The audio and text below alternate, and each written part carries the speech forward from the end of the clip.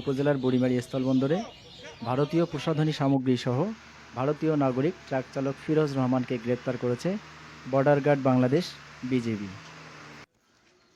ওই ট্রাক চালকের বাড়ি ভারতের কোচবিহার জেলার মেখলিগঞ্জ থানার ১৫৪ নম্বর নগর চ্যাংরাবান্ধা গ্রামে।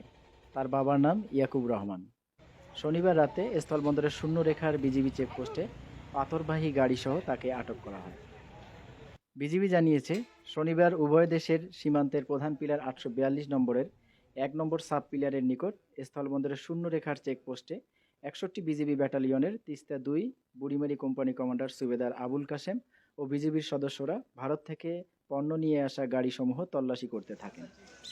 এ সময় ভুটানের রপ্তানিকারক প্রতিষ্ঠান ক্যাপস এন্টারপ্রাইজ ও বাংলাদেশের আমদানিকারক প্রতিষ্ঠান ঢাকার আকাশ গ্লোবাল ট্রেডিংয়ের বোল্ডার পাথরবাহী গাড়িটি তল্লাশি করা হয়।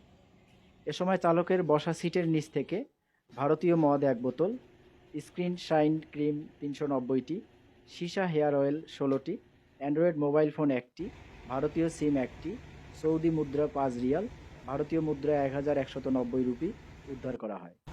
এসবের আনুমানিক সিজার মূল্য ১,৪৫,০০০ টাকা।